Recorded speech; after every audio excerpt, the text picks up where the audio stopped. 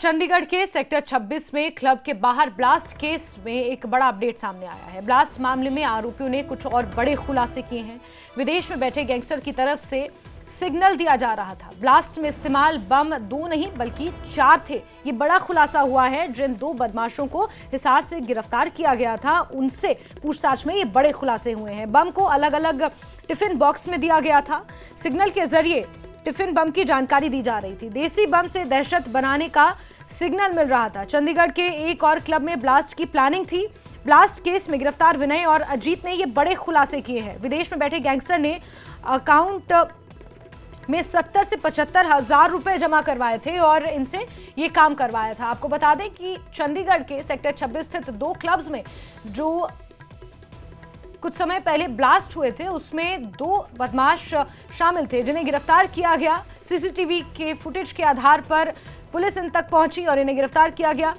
इनकी मुठभेड़ भी पुलिस के साथ हुई और इनसे अब पूछताछ में ये बड़े खुलासे हुए हैं, जिसमें इन 2 बदमाशों ने, जिनका नाम विनय और अजीत बताया जा रहा है, इन्होंने ये बड़ा खुलासा किया। इन्होंने कहा है कि विदेश में बैठे गैंगस्टर की तरफ से इन्हें सिग्नल दिया जा रहा था। इनके अकाउंट में पैसे दिए गए, इन्हें विदेश में सेटल कराने की बात की गई थी और इसी आधार पर इनसे ये कृत्य करवाया गया था, जहां एक और क्लब में ब्लास्ट करने की इन्हें कहीं ना कहीं इंस्ट्रक्शंस थी। लेकिन 2 ही क्लब्स में ये ब्लास्ट कर पाए थे, जिसमें एक मशहूर रैपर बादशाह की कोलैबोरेशन का बताया जाता है।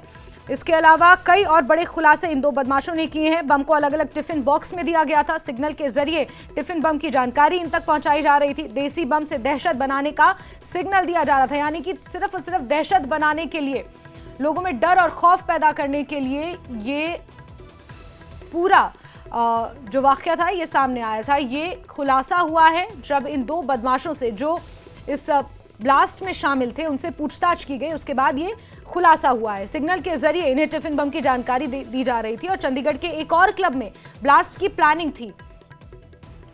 आप देख सकते हैं ब्लास्ट करके ये 2 बदमाश भाग निकलते हैं। बाइक पर ये लोग फरार होते हैं, फिर बाइक एक जगह छोड़ देते हैं, किसी से लिफ्ट लेते हैं, बस में सवार होते हैं और इस तरह से कई सीसीटीवी फुटेज पुलिस के हाथ लगे थे। पुलिस ने सीसीटीवी को बिंदुवार और सिलसिलेवार तरीके से जोड़ा और इन बदमाशों तक पहुंचने में सफल रही, जिसके बाद इन्हें गिरफ्तार कर लिया गया।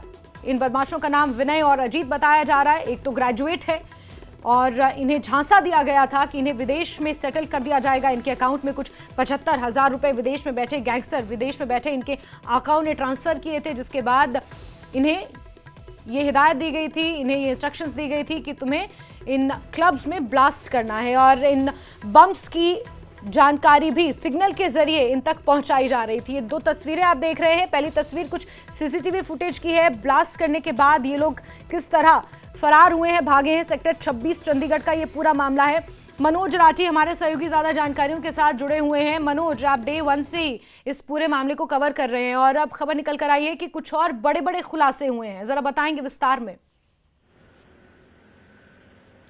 बिल्कुल, देखिए लगातार इसमें पूछताछ में कई बड़े खुलासे हो रहे हैं कि किस तरह से ये पूरी प्लानिंग की गई, किस तरह से ये रैकी की गई और हरियाणा के हिसार के 2 नौजवान विनय और अजीत दोनों को ये टॉस दिया गया। बड़ी हैरान कर देने वाले खुलासे इसमें सामने आ रहे हैं कि किस तरह से इस पूरी प्लानिंग को, इस पूरी वारदात को अंजाम दिया गया। सबसे पहले जो पूछताछ में खुलासा हुआ है कि आखिर उन्हें ये देसी बम जो इन्होंने ब्लास्ट किए वो कहां से मिले। हमने सबसे पहले खुलासा किया था न्यूज 18 ने कि ये करनाल से उन्हें मिले थे, लेकिन अब इसमें एक और खुलासा हुआ है जो कि उन्होंने बताया कि करनाल के एक पेट्रोल पंप के साथ में लगे होर्डिंग पर उन्हें कहा गया था कि वहां पर एक बैग मिलेगा और बैग में टिफिन बॉक्स मिलेंगे और टिफिन बैग्स 2 टिफिन बॉक्स उन्हें मिले थे और 4 देसी बम उसमें थे, जो अब खुलासा किया गया है। 4 देसी बम, यानी कि और भी क्लब्स इनके निशाने पर थे, जो अब खुलासा किया जा रहा है कि चंडीगढ़ के जो 2 क्लब्स को इन्होंने निशाना बनाया, उसके अलावा भी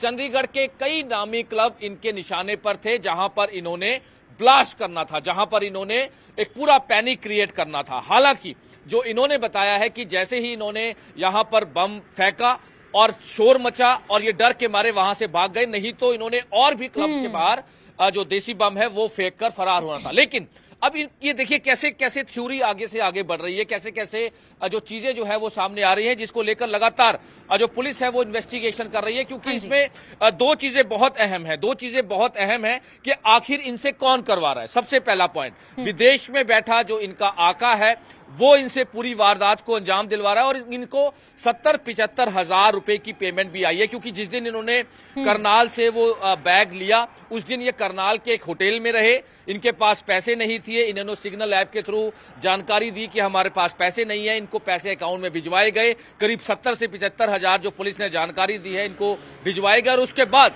इनको बोला गया कि जहां पर चंडीगढ़ के साथ लगते एक होटल में तुम्हें ठहराना है, और उसके बाद एक बाइक भी इनको मुहैया करवाई गई। यानी कि पंजाब के एक शख्स ने इनको बाइक मुहैया कराई जो कि फेक नंबर प्लेट की थी, जिसको इस्तेमाल किया गया।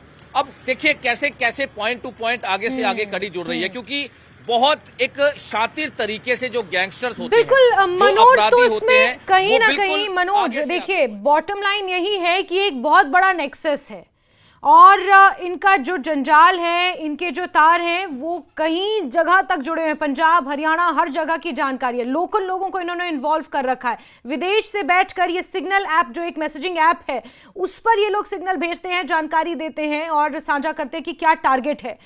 तो कहीं ना कहीं एक बड़ी चिंता का विषय है, गहनता से इस पर जांच होनी चाहिए। देखिए बहुत चिंता का विषय है, और इसमें एक चीज और निकलकर सामने आई है कि जो टारगेट करने पहुंचे हैं या जिनको टॉस दिया गया है उनको नहीं पता होता कि दूसरा जो आपको सामान देने आया है, पिस्टल देने आया है या फिर देसी बॉम्ब देने आया है, वो कौन है। उसकी भी आइडेंटिफाई नहीं देते, वो जान पहचान के नहीं होते। बस वो आएंगे, फेस कवर हुआ होगा, जो कि इन्होंने पूछताछ में भी बताया कि हम नहीं जानते थे कि वो शख्स कौन था जिसने हमें बाइक मुहैया कराई, उसने फेस कवर किया हुआ था। हम नहीं जानते कि वो शख्स कौन था जो हमें बॉम्ब का जो पैकेट है या थैला है वो कौन देके गया। यानी कि बहुत ही शातिर तरीके से ये पूरा नेक्सस चलता है। ये पूरा नेक्सस कैसे चलता है कि एक को नहीं पता कि दूसरा कौन है, दूसरे को नहीं पता कि तीसरा कौन है, और तीसरे को नहीं पता कि पहला और दूसरा कौन है। ये बहुत शातिर तरीके से काम किया जाता है कि आगे अगर कोई पकड़ा गए, पुलिस ने पकड़ा या किसी तरह की कोई गिरफ्तारी हुई तो दूसरे का बिल्कुल मनोज, और अब जिस तरह से ये वाकया सामने आया है और जिस तरह से खुलासे हो रहे हैं, किसी क्रिमिनल सीरीज से कम नहीं लग रहा। पूरी फिल्मी कहानी एक तरह से अगर समझा जाए तो नजर आ रही है। लेकिन कहीं ना कहीं ये सुरक्षा एजेंसियों के लिए, जांच एजेंसियों के लिए, पुलिस के लिए बहुत बड़ी चुनौती है, क्योंकि अगर इस तरह की वारदातें बढ़ती हैं तो इनको खंगालना, इन तक पहुंचना, इनके अकाउंट तक पहुंचना कहीं ना कहीं एक बहुत बड़ा चैलेंज होगा। मनोज आप नजर बना के रखें, जिस तरह से अभी खुलासे हुए हैं, हो सकता है आगे इससे बड़े बड़े खुलासे हों, और जांच इस पर किस तरह से आगे बढ़ेगी आपसे जानेंगे, जुड़ेंगे। फिलहाल के लिए आपका बहुत शुक्रिया मनोज।